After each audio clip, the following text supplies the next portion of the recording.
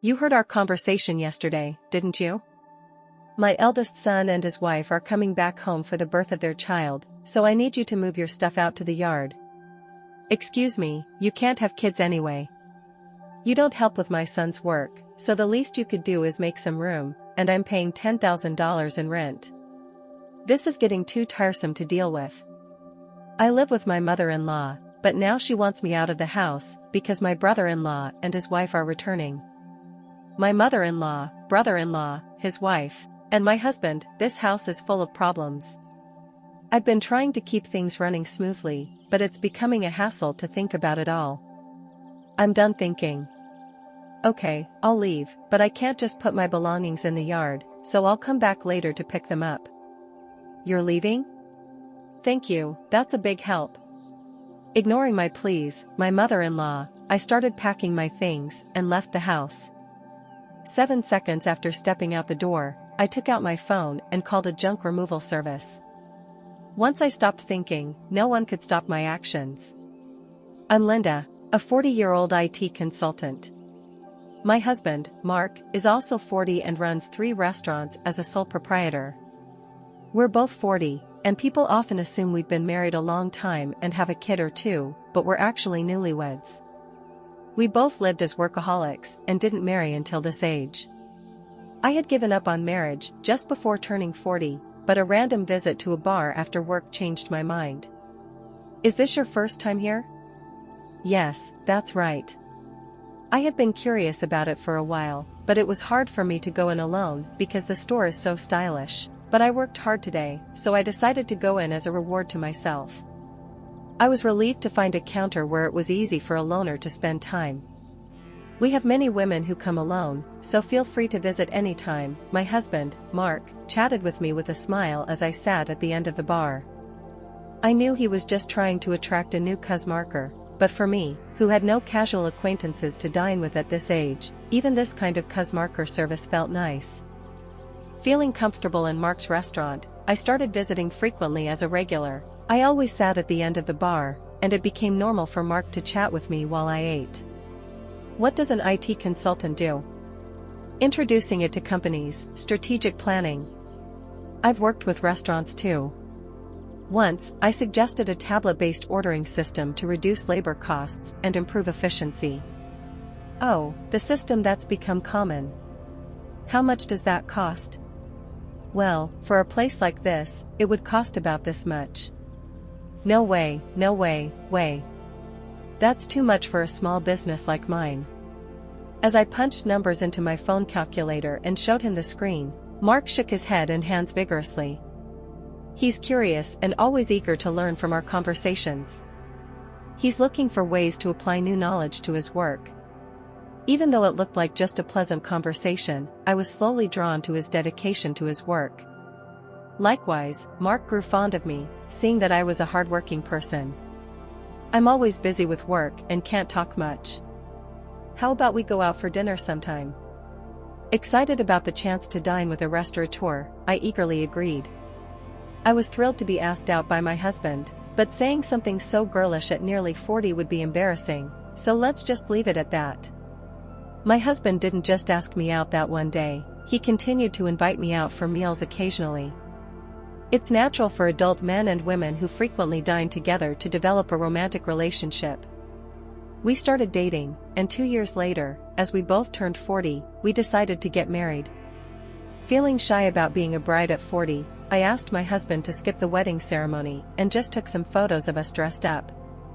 After we got married, I moved from my apartment to my husband's house. His house is a 3-story building with a garden and parking, located in a high-end area. The rent is apparently around $11,000. My husband was living there with his mother.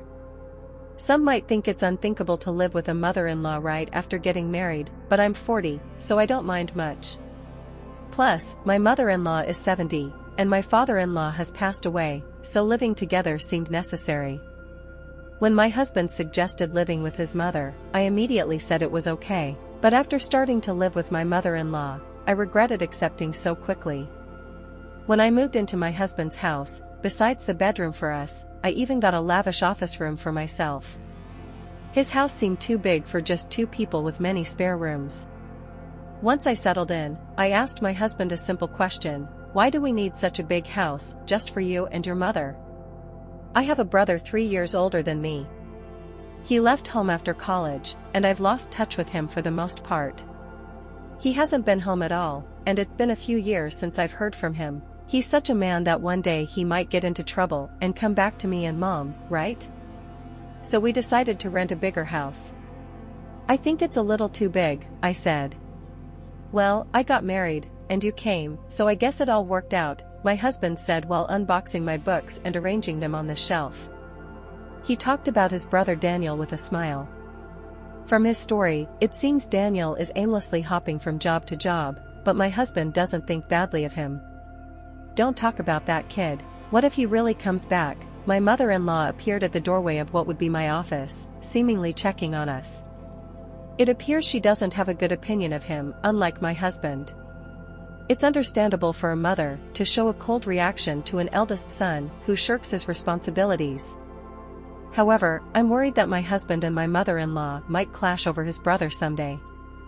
Also, I'm not too fond of you either, Mom.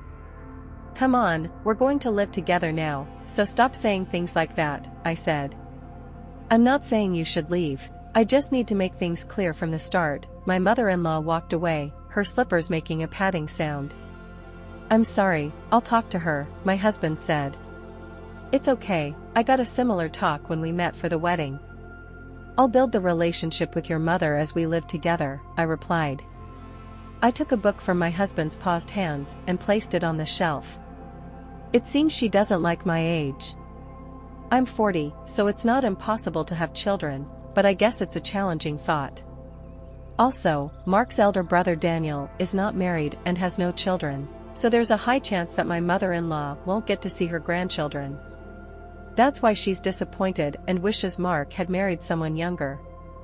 To her, Daniel, who doesn't fulfill his role as the eldest son, and I, who can't fulfill my role as a wife in her eyes, are probably the same. I understand her feelings, but I can't turn back the clock on my body, so there's nothing I can do about that. Once the move was completely finished and our married life officially began, my mother-in-law's coldness towards me became evident. She ignored or bored me when I spoke and tried to have as little to do with me as possible. It's a bit lonely, but since there's no harassment or physical violence, I guess I should consider it okay for now. I can build a relationship with her over time. But more pressing is my concern for Mark. Are you okay with your work? I asked him. No, it's pretty bad. I need to take action soon, but it's tough to arrange the finances, Mark replied, sitting at the dining table with his head in his hands. I stopped doing the dishes and sat down in front of him to listen. These are tough times, prices are soaring, expenses climbing, and markers are tightening their wallet. There's no end in sight. If this keeps up, I might have to close another one of our stores, Mark continued. About a year into our marriage, the situation at Mark's restaurants worsened. One of the 3 stores had already closed, and it seemed another might have to shut down too. Seeing Mark's troubled face made me feel distressed, but my mother-in-law seemed unaffected by these troubles. You're Mark's wife, but you don't help out at the store. You just do your own job. Can you really say you're fulfilling your role as a wife? My mother-in-law's voice pierced through the air from the living room as she overheard our conversation. I wondered what she was thinking, but she has her own way of seeing things.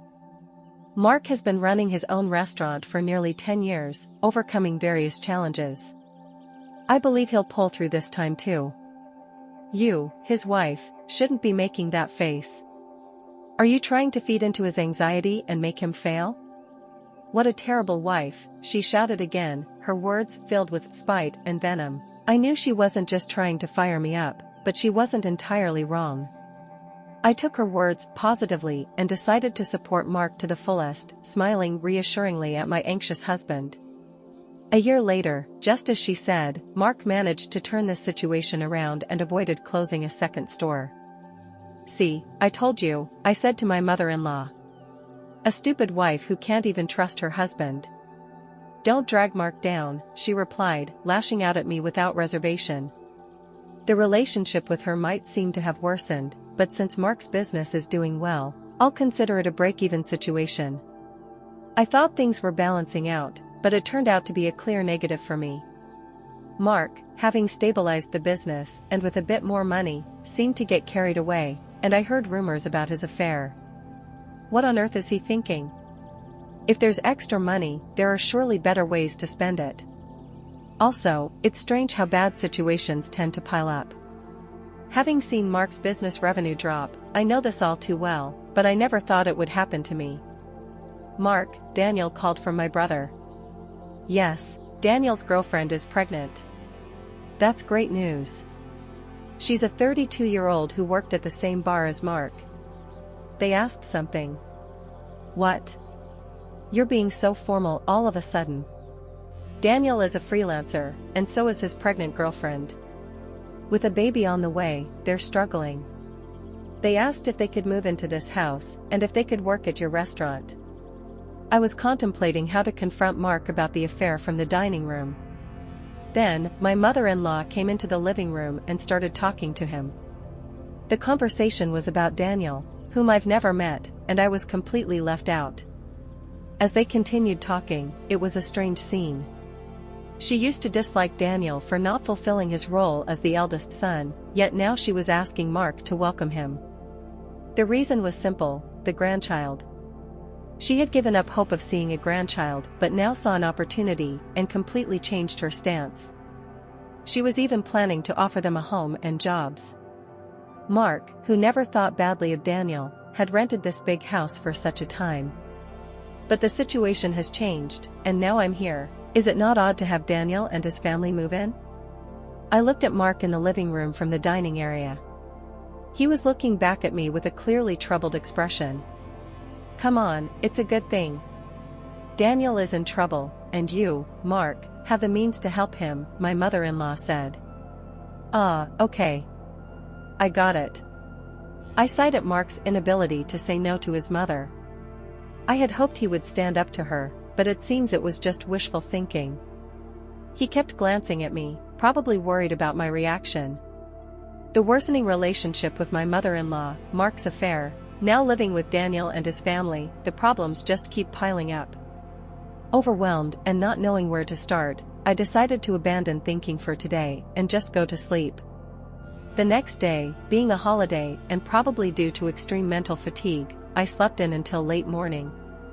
Mark was at work, so it was just my mother-in-law and me at home. Dreading what she might say about my sleeping in, I reluctantly headed to the living room. You sure slept in. Must be nice to have such leisure, she said, surpassing my expectations. You heard Mark and me talking yesterday, right? Daniel and his wife are coming back for a maternity leave visit, so move your stuff out to the yard. Excuse me? Was I still groggy from sleep? She really meant I should live in the yard, or was she telling me to leave the house? You can't have kids anyway. You don't help with Mark's work, so you should at least make room for Daniel and his family. We have 2 spare rooms left, so if you leave and your office is free, we can have a bedroom and a nursery for Daniel's family and a storage room for their stuff. Don't you think the room count and usage are just perfect? It seems she was indeed telling me to leave, but a storage room for Daniel's family? I'm being kicked out to make room for a space that doesn't seem necessary. Originally, I was allowed to use the office because there were spare rooms, and I don't mind if it's gone. A bedroom for Mark and me is enough. Daniel's family can live here without me leaving. Realizing that my mother-in-law now sees no reason for me to be in this house as a wife since she can see her grandchild and I'm paying $10,000 in rent, I'm too tired to deal with all this. I decided to clear my mind and give my brain a rest. Silent with my mother-in-law, the only sound in the living room was the ticking of the clock. Okay, time to leave, I said. Having rested my mind, I decided it's too much trouble to worry about what happens to Mark, my mother-in-law, Daniel's family, and their future. I chose to leave the house. Understood. I'll leave. I can't put all my belongings in the yard, so I'll come back later to pick them up, I declared. You're leaving? Thank you, that helps, my pleased mother-in-law said, ignoring my words. I started packing my things and left the house. 7 seconds after stepping out the door, I took out my phone and called a junk removal service. My decision made after stopping my overthinking couldn't be stopped by anyone. Let them all regret this choice later. Having left the house, I decided to stay at a hotel for the time being. I had called the junk removal service, but they needed some time to prepare. This worked out since I wanted some time too. 2 weeks after leaving, I rented an apartment and started living alone. I haven't heard from Mark since then. He probably thinks I'll come back eventually. The thought of Mark taking the current situation lightly infuriates me. However, today is the day after his restaurant stay off. I expect a call from Mark when he visits the restaurant for lunch prep. "Hey, what's going on here?" "The restaurant is completely empty," Mark exclaimed over the phone. Just as I thought, I chuckled. "Mark, I could explain over the phone, but it would be more efficient if your mom was there too. I'm heading to the house now, can you come back? You can open the restaurant anyway, right?" I couldn't help but laugh before hanging up, amused by Mark's reaction. He must be quite shocked. Still chuckling, I started getting ready to leave. What on earth is this? The restaurant's fridge, cooking equipment, tables, all the important stuff is gone. You did this, didn't you? Do you think you can get away with this for free? As soon as I arrived at the house, my mother-in-law started yelling at me. It seems Mark had explained half of the situation. There was an unfamiliar couple in the living room, apparently Daniel and his wife. They looked confused and anxious, not fully grasping the situation and my mother-in-law's extreme anger. Why would you do such a thing? The restaurant can't operate now, she continued to scold. It's my restaurant, so there shouldn't be a problem with me starting the closing process or having the items I bought disposed of by a junk removal service, right? I countered. Huh? Your restaurant? What are you talking about? Why don't you explain, Mark? You haven't told your mom, have you? You remember that I still have the main restaurant and the second branch, and the second one was in a financial crisis, right? Mark began. Yes, of course.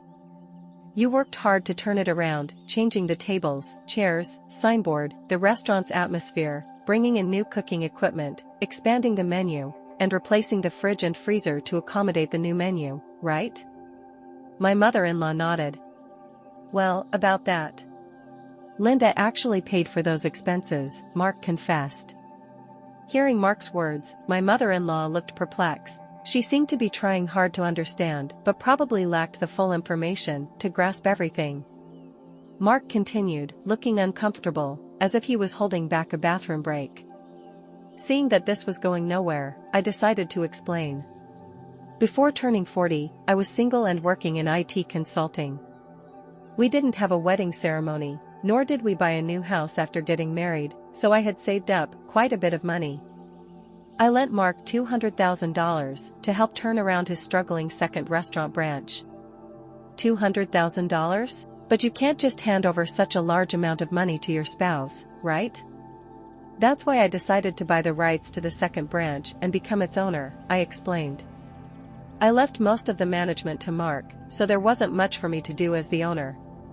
The only change was that Mark shifted his focus from the main branch to the second one for its recovery. When Mark's restaurant was in crisis, I had to show my concern alongside him. It was when my mother-in-law yelled at me for not showing enough trust in my husband that I decided to support Mark to the fullest. My form of support was giving him the money I had saved during my single years. Mark, is this true? Yeah, it's true. She said it was okay if I failed and wasted the $200,000. She gave me the money, but since it was such a large amount, if it was going to fail anyway, she suggested becoming the owner. The plan was to pay back the borrowed $200,000 from the restaurant's earnings, but it was simpler for Linda to become the owner and have the restaurant's income go directly to her. It also meant that she could decide whether to close the restaurant or not. It's a lie. Can something like that really happen? My mother-in-law exclaimed. I understand it's hard to believe hearing this all of a sudden. That's why I brought some evidence, I said, spreading documents like the business license, transfer of rights agreement and lease agreement on the table, proving that I was the owner of the restaurant. My mother-in-law's face turned red as she confirmed my name on those documents. Why didn't you say anything about this? You always talked about how you believed in Mark and how the restaurant was recovering, right? She demanded. Even before we got married, you always encouraged Mark like that. He felt pressured by your words, but tried to live up to your expectations, not wanting to disappoint you as the head of the household.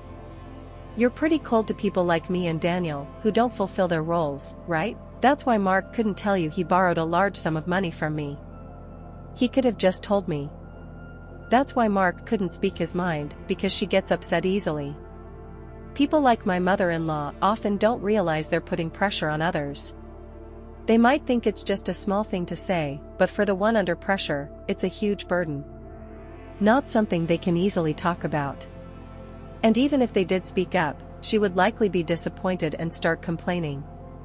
It was essential not to let Mark's spirit break under her constant jabs, especially when the restaurant was finally turning around.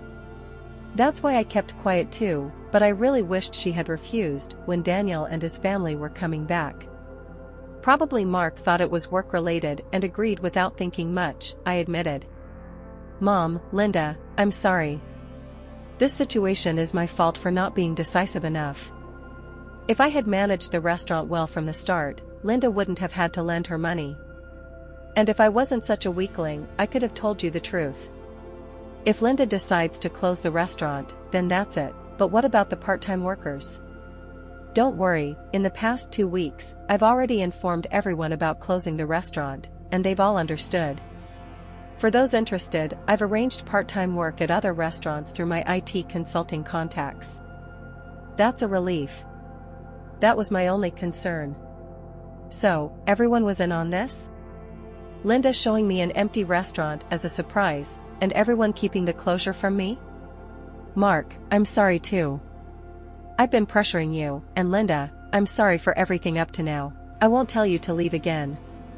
Mark and my mother-in-law apologized, and it seemed as if everything was resolving nicely, but that's a misunderstanding. I'm far from being satisfied, and the discussion is far from over. Let's settle this matter next. What's this, a divorce paper? Mark picked up the papers in shock. Why a divorce? This is supposed to be a reconciliation, right?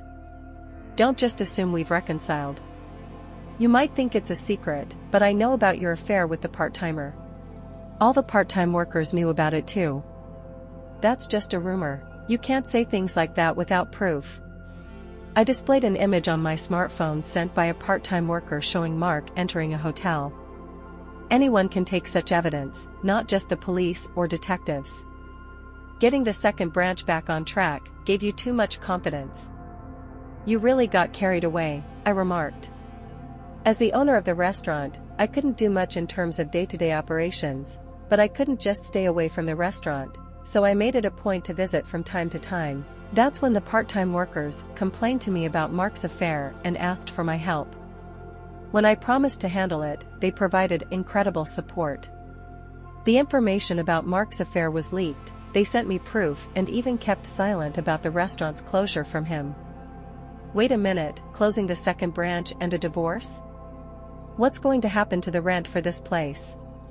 My mother-in-law's voice shook. I haven't mentioned that yet. I've been paying the entire rent of $10,000 a month for this house.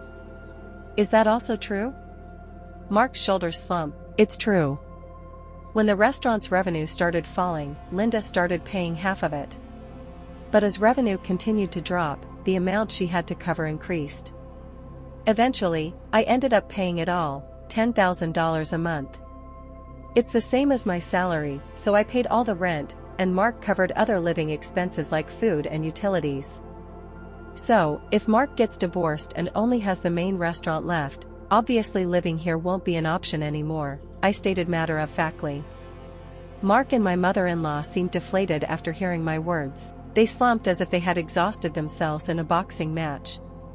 Daniel and his wife, now somewhat understanding the situation, hesitantly joined the conversation. What does that mean? We came back here and can't live here? Sorry, Daniel. Right now, I don't have the means to help you with a restaurant or a house. Come on, do something. We're having a baby.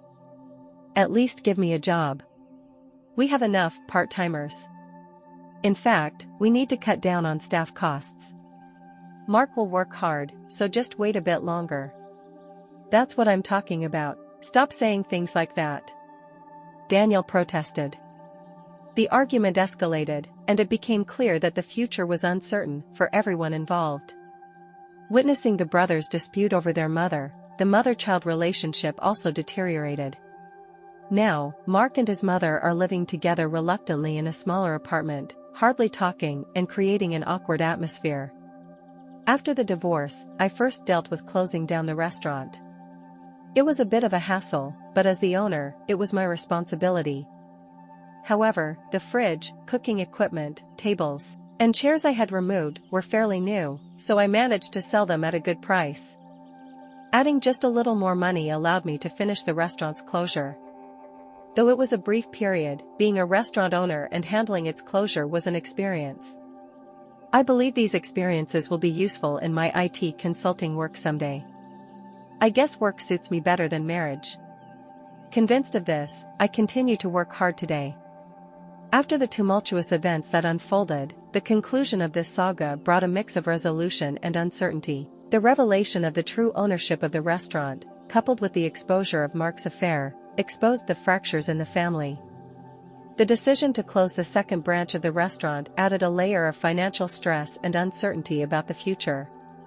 Despite the apologies, it became clear that reconciling the strained relationships would be a complex and ongoing process. The introduction of divorce papers, a decisive move by Linda, added another layer of complexity to the situation. The betrayal of trust, both in the marriage and the business, became a pivotal point that left the characters grappling with the aftermath. Linda's firm stance indicated that she was unwilling to overlook the breach of fidelity and was determined to take control of her life, even if it meant ending the marriage. As the fallout extended to Daniel and his family, the once close ties between the brothers strained, revealing the fragility of familial bonds under pressure. The uncertainty about living arrangements and financial stability left everyone involved facing an uncertain future. The emotional toll of the conflicts was palpable, as seen in the strained relationships and the awkward atmosphere that settled over the characters. In the end, the story leaves us with a sense of closure regarding the restaurant's closure and Linda's decision to end her marriage.